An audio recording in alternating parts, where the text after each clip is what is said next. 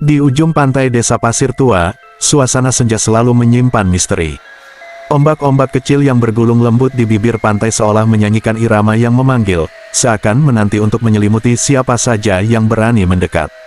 Tidak jauh dari pantai, di kejauhan, tampak sebuah pulau kecil dengan pepohonan rimbun yang gelap, berdiri sunyi seperti penjaga rahasia. Pulau itu jarang dikunjungi, bukan karena jaraknya, melainkan karena keangkeran yang telah melekat dalam ingatan setiap penduduk desa. Pulau itu, dengan bayangan hitam pekat saat matahari terbenam, seperti menyimpan sesuatu yang tersembunyi di balik keteduhannya.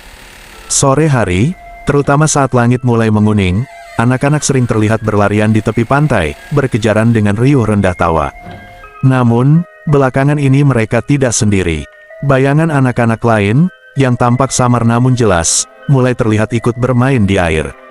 Tawa mereka terdengar di antara debur ombak, melompat dan berlarian, membentuk lingkaran yang seolah mengundang siapapun untuk bergabung.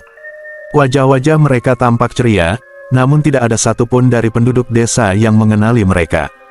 Mereka bukan anak-anak yang tinggal di desa Pasir Tua, bayangan-bayangan itu berasal dari tempat yang lebih jauh, tempat yang tidak bisa dijangkau oleh kaki manusia biasa. Orang tua di desa selalu mengingatkan anak-anak untuk menjauh dari laut lepas, terutama saat senja.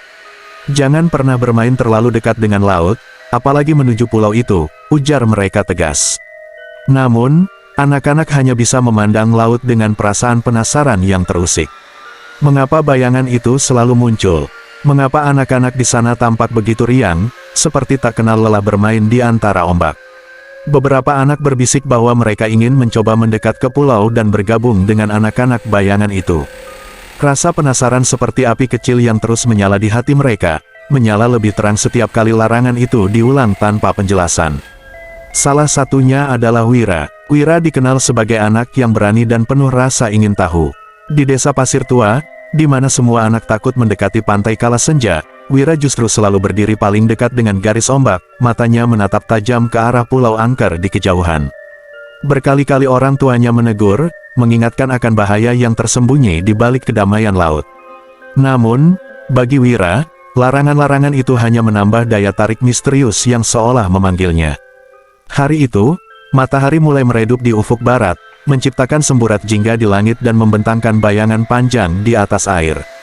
Saat langit mulai gelap, Wira melihat mereka lagi, bayangan anak-anak yang tampak riang bermain di laut, tertawa dan berkejaran di atas ombak.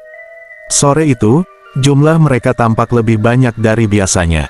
Seakan tahu Wira memperhatikan, salah satu dari bayangan itu melambaikan tangan, seolah memintanya untuk bergabung. Desakan di hatinya semakin kuat. Bayangan-bayangan itu tampak nyata, begitu hidup, sampai ia nyaris lupa bahwa mereka hanya ilusi, atau mungkin arwah, seperti yang diceritakan para orang tua. Tapi siapa yang tahu pasti? Wira ingin membuktikan bahwa ketakutan desa ini hanya dongeng semata. Tanpa berpikir panjang, ia melangkah ke air, pertama-tama hanya membiarkan air menyentuh kakinya. Rasanya sejuk, damai, tidak seperti tempat terkutuk yang selama ini diceritakan. Satu langkah demi langkah, ia semakin mendekat, hingga air laut telah membasahi pinggangnya. Suara tawa anak-anak itu semakin keras, seolah memanggil, menggema di telinganya. Beberapa orang yang berada di tepi pantai mulai berteriak memanggil namanya. "Wira, jangan ke sana!" teriak mereka dengan nada panik, tetapi Wira seperti tersihir, tidak peduli dan hanya terus melangkah lebih jauh. Kemudian, sesuatu yang mengerikan terjadi. Ombak yang tadinya tenang mendadak bergemuruh, menggulung tinggi dengan kekuatan yang tidak biasa. Wira merasakan air yang dingin menarik tubuhnya, lebih kuat dari apapun yang pernah ia rasakan. Bayangan anak-anak yang semula tampak riang kini berdiri diam, memandangnya dengan ekspresi kosong, seakan menunggu kehadirannya di antara mereka. "Wira!" teriakan putus asa terdengar dari tepi pantai. Wira berusaha berenang melawan tarikan itu, tetapi tubuhnya terus terseret masuk. Ombak semakin kuat, semakin tinggi, seolah tangan-tangan tak kasat mata menggenggam tubuhnya erat, menariknya ke kedalaman laut yang gelap dan dingin. Warga yang tadinya bersantai di tepi pantai atau sedang menyiapkan alat tangkap ikan berhenti seketika, berlari mendekat saat mendengar jeritan seorang ibu yang histeris. Di tengah laut, samar-samar terlihat Wira, yang tergulung oleh ombak besar, tubuhnya diseret jauh dari tepi pantai oleh kekuatan yang tak bisa dijelaskan. Beberapa orang dewasa bergegas masuk ke air, berusaha mencapai Wira, tetapi ombak tiba-tiba kembali naik, bergulung lebih ganas. Air laut berputar, seakan membuat dinding tak kasat mata yang mustahil ditembus. Setiap kali mereka mencoba mendekat, ombak melambung, mendorong mereka kembali ke pantai. Satu persatu warga menyaksikan dengan rasa takut, kengerian, dan ketidakberdayaan yang mencekam. Mereka hanya bisa memandang, mendengar deru ombak yang begitu asing, seperti tawa samar yang datang dari arah laut. Seperti sebuah peringatan, setelah ombak menggulung terakhir kalinya, Wira tak terlihat lagi. Laut kembali tenang, seolah tak pernah terjadi apa-apa. Orang-orang di pantai terdiam, saling berpandangan dengan wajah pucat. Anak-anak segera dipeluk erat oleh orang tua mereka, wajah mereka penuh ketakutan dan bingung. Mereka yang tadinya tidak mempercayai cerita tentang pulau terkutuk, kini tak punya pilihan selain percaya. Semalaman desa itu tak tidur. Para nelayan, tetua desa, dan beberapa pria pemberani berusaha mencari Wira, menyisir pantai hingga jauh, membawa lentera yang gemetar di tangan mereka. Mereka meneriakkan namanya, tetapi hanya deburan ombak yang menjawab. Pagi datang tanpa kabar, dan tubuh Wira tidak pernah ditemukan. Berhari-hari setelahnya, suasana desa masih diliputi kecemasan dan bisik-bisik ketakutan. Di pasar, di ladang, dan di tepian pantai, semua orang membicarakan hilangnya Wira, tak satu pun dari mereka mampu melupakan bayangan ombak yang menelannya begitu saja. Kejadian itu menambah keangkeran laut di mata penduduk desa, membuat larangan lama semakin kuat terasa. Tak seorang pun berani mendekat ke pantai saat senja. Orang tua Wira, yang hatinya hancur diliputi penyesalan, mulai mencari jawaban dari mereka yang lebih tua di desa, mencoba menggali cerita yang selama ini hanya berupa bisikan. Sejak hilangnya Wira, desa Pasir Tua hidup dalam bayang-bayang ketakutan. Setiap orang tua kini lebih ketat menjaga anak-anak mereka, terutama saat senja. Anak-anak tidak lagi diizinkan mendekati pantai, bahkan hanya untuk bermain pasir di tepiannya. Mereka dilarang bermain terlalu lama di luar rumah ketika matahari mulai turun. Orang tua mengawasi dengan waspada, seakan laut itu adalah musuh yang siap mengambil anak-anak mereka kapan saja. Namun, meski penjagaan telah diperketat, musibah kembali terjadi. Hanya 2 minggu setelah Wira hilang, seorang anak bernama Dewa, anak yang dikenal pendiam dan penurut, ditemukan tak bernyawa di tepi pantai. Yang lebih mengerikan, tubuhnya terdampar begitu saja saat fajar, terbaring di pasir basah, dengan mata kosong yang memandang langit. Seakan laut telah menelannya dan mengembalikannya tanpa jiwa. Kengerian menjalar di hati setiap warga yang melihatnya. Bagaimana mungkin Dewa, yang begitu dilindungi dan hampir tak pernah dibiarkan sendirian, bisa terperangkap oleh kutukan itu? Desa menjadi semakin sunyi dan penuh curiga. Para orang tua semakin gelisah, mengurung anak-anak mereka di dalam rumah, berbisik cemas di antara dinding-dinding rapuh mereka sendiri. Pantai yang dulunya menjadi tempat bermain kini menjadi medan terlarang yang tak seorang pun berani mendekat, apalagi saat senja mulai merayap. Namun, 1 minggu kemudian, desa kembali digemparkan. Seorang anak perempuan bernama Luh, yang dikenal pemalu dan pendiam, tiba-tiba hilang begitu saja dari rumahnya pada malam hari. Orang tuanya yang menyadari kepergiannya tengah malam langsung panik dan mengerahkan warga untuk mencari. Mereka menyisir setiap sudut desa, memanggil-manggil namanya, dan menerangi malam dengan obor serta lentera. Namun, semua usaha itu sia-sia. Luh tak ditemukan, tak ada jejaknya, seolah ia menghilang begitu saja ke udara. Saat fajar menyingsing, beberapa warga yang nekat menyusuri pantai untuk mencarinya mendapati sesuatu yang membuat mereka terdiam ngeri. Di atas pasir, di titik yang sama di mana tubuh Dewa ditemukan, terdapat jejak kaki kecil yang berakhir di bibir ombak, seakan Luh berjalan sendiri menuju laut. Namun, tak ada tanda-tanda bahwa ia pernah kembali. Hanya jejak kaki itu, yang perlahan terhapus oleh air, menjadi bukti bahwa ia telah pergi selamanya. Warga desa hanya bisa memandangi laut dengan rasa gentar yang tak terucapkan. Bayangan anak-anak di atas ombak yang dulunya hanya dilihat beberapa orang kini tampak lebih sering, lebih jelas. Mereka tersenyum, tertawa, seolah memanggil siapa saja yang melihat. Desas-desus tentang pulau terkutuk semakin keras terdengar, dan larangan itu kini menjadi ketakutan yang tak bisa dihindari. Kini, tak ada yang berani berjalan di dekat laut, bahkan saat siang hari. Desa Pasir Tua hidup dalam kepungan teror, dihantui oleh ketakutan bahwa anak-anak mereka bisa hilang kapan saja. Tidak peduli seberapa ketat mereka mengawasi, lautan itu selalu memiliki cara untuk memanggil anak-anak ke dalam pelukannya yang dingin dan tak terelakkan, seperti kutukan yang menuntut korban, satu demi satu, tak terhentikan. Ternyata dari penuturan para tetau, dahulu pulau di kejauhan itu bukanlah sekadar bayangan gelap di lautan lepas yang kini ditakuti.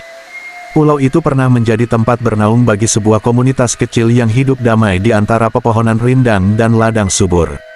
Penduduknya hidup sederhana, menggantungkan hidup pada laut dan hasil bumi. Rumah-rumah kayu kecil berdiri di sekitar pelabuhan, sementara anak-anak berlari bebas di pantai, bermain di antara karang dan ombak yang memecah dengan lembut. Bagi mereka, laut adalah teman setia, tempat mereka mencari makan dan bermain, sumber penghidupan yang selalu memberi. Namun, di balik keharmonisan itu, ada sesuatu yang gelap, sesuatu yang tak terucapkan. Leluhur mereka, yang dahulu membangun komunitas ini, telah mengikat perjanjian yang kelam dengan kekuatan gaib laut. Demi kekayaan dan hasil laut yang melimpah, mereka melakukan pengorbanan jiwa manusia setiap beberapa tahun. Mereka percaya bahwa ini adalah cara agar laut selalu murah hati, agar mereka dapat terus hidup sejahtera di pulau kecil itu. Anak-anak kecil, yatim piatu, dan mereka yang tidak memiliki pelindung sering menjadi korban, dikorbankan dalam upacara rahasia yang hanya diketahui oleh segelintir orang. Masyarakat pulau itu hidup dalam ketakutan akan kemarahan laut, sekaligus ketergantungan pada hasil yang diberikannya. Mereka terjebak dalam lingkaran kutukan yang tak kasat mata, yang hanya mereka tahu namun tak pernah benar-benar mereka hadapi. Anak-anak yang hilang dalam upacara itu akan dikenang sebagai penghubung mereka dengan laut, menjadi roh penjaga yang akan melindungi mereka. Meskipun beberapa keluarga kehilangan anak, mereka tetap menutup mulut, takut akan nasib yang mungkin lebih buruk. Namun, alam tak selamanya diam. Pada suatu malam, badai besar datang, badai yang tak pernah mereka bayangkan. Langit yang biasanya cerah berubah menjadi gelap pekat, petir menyambar, dan ombak mengamuk dengan kekuatan yang tak terukur. Para penduduk berlari mencari perlindungan, berteriak memanggil anak-anak dan orang-orang tercinta. Laut yang biasanya damai kini menampakkan wajahnya yang paling mengerikan, seolah menuntut pertanggungjawaban atas dosa-dosa mereka. Badai itu tidak mereda, satu persatu, rumah-rumah kayu yang kokoh runtuh, tersapu oleh ombak besar. Ladang-ladang yang subur tenggelam di bawah air, tak menyisakan apapun kecuali bayangan kehancuran. Dalam beberapa saat, seluruh pulau tertelan oleh air laut yang mengamuk. Hanya suara jeritan penduduk dan tangisan anak-anak yang bergema, tenggelam di antara deru badai. Anak-anak pulau itu, yang tak berdosa, ikut tenggelam bersama tanah yang seharusnya menjadi tempat mereka tumbuh besar. Namun, jiwa mereka tak pergi ke alam baka, melainkan terjebak di antara dua dunia, di bawah permukaan laut yang dulu mereka cintai. Mereka masih ada di sana, bermain dan tertawa, menunggu teman-teman baru untuk bergabung bersama mereka. Legenda pulau itu kini menjadi peringatan kelam bagi penduduk desa di sekitar pantai itu. Laut yang tampak damai di siang hari menyembunyikan cerita kelam di bawah permukaannya. Setiap senja, ketika anak-anak desa melihat bayangan anak-anak bermain di atas ombak, orang-orang tahu bahwa itu bukanlah bayangan biasa. Itu adalah jiwa-jiwa yang terperangkap, yang tak pernah bisa melupakan kehidupan mereka yang dulu, dan kini menuntut kebersamaan dalam kutukan abadi. Setelah kejadian-kejadian mengerikan yang menimpa anak-anak di desa Pasir Tua, ketakutan semakin menghantui setiap sudut desa. Para orang tua yang patah hati dan ketakutan berkumpul, membicarakan cara mengakhiri kutukan yang telah mencuri nyawa anak-anak mereka.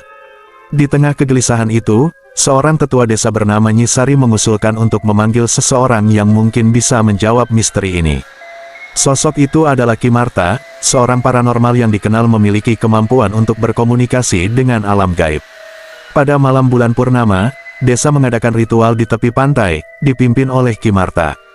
Lentera-lentera dipasang mengelilingi tempat ritual, sementara para warga berdoa dengan wajah khawatir. Ki Marta, dengan mengenakan kain hitam, duduk bersila di depan lautan yang tenang namun penuh rahasia. Ia mulai membaca mantra, suaranya melantun, bercampur dengan desir angin dan ombak. Setiap mantra yang diucapkan seperti membuka tabir yang tak kasat mata, mengundang sesuatu dari balik tirai dunia yang lain. Setelah beberapa saat, suasana berubah. Udara di sekitar pantai terasa lebih dingin, dan aroma asin laut menjadi semakin kuat. Perlahan-lahan, kabut tipis menyelimuti permukaan air, dan sosok-sosok kecil mulai muncul, bayangan anak-anak yang sering terlihat di atas ombak. Mereka melayang di atas air, tertawa riang, tetapi suara tawa mereka terdengar sayup, seperti gema dari masa yang jauh. Ki Marta memanggil mereka dengan lembut, "Siapa di antara kalian yang berasal dari pulau itu? Siapa yang ingin bicara?" Salah satu sosok maju, seorang anak laki-laki dengan wajah pucat dan pandangan yang kosong, namun matanya menyiratkan rasa ingin tahu. "Aku Gurinam," ucapnya pelan, suaranya seperti bisikan yang menyatu dengan suara angin. "Kami hanya ingin bermain. Kami menunggu teman-teman." Mengapa mereka pergi begitu cepat? Ki Marta menarik napas dalam-dalam. Hatinya diliputi kesedihan mendalam melihat anak-anak yang terperangkap dalam kenangan dan kebahagiaan semu, tak menyadari bahwa mereka telah lama mati. "Apakah kalian tahu apa yang telah terjadi?" tanya Ki Marta, suaranya lembut, penuh belas kasih. "Apakah kalian tahu bahwa waktu telah berlalu?"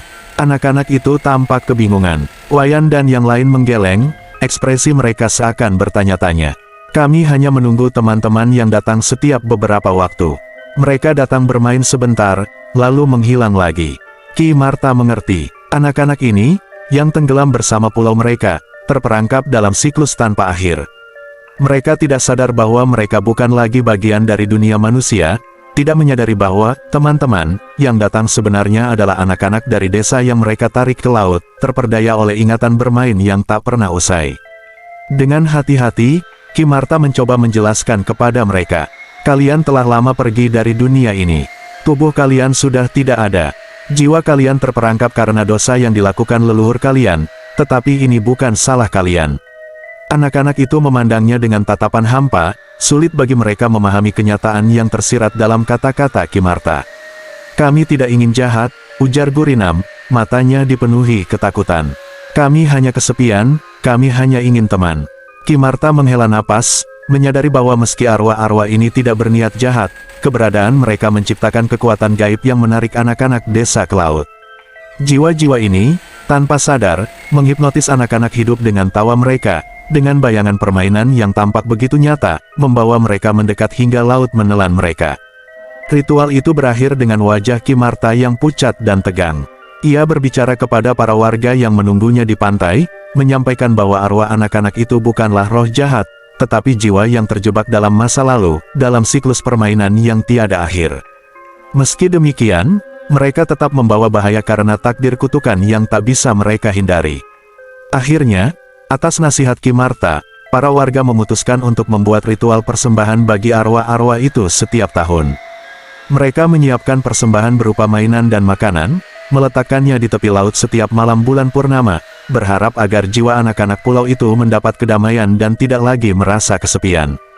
Namun, meski persembahan dilakukan setiap tahun, sebagian orang tetap percaya bahwa bayangan anak-anak itu masih ada di atas ombak. Anak-anak desa pun tetap berada dalam bahaya, karena sekali seseorang mendengar suara tawa riang dari laut pada senja hari, maka mereka akan sulit untuk mengabaikannya, merasa seolah-olah ada teman-teman yang menunggu di luar sana, mengulurkan tangan, mengundang mereka bermain di bawah langit jingga yang tenang dan mengerikan.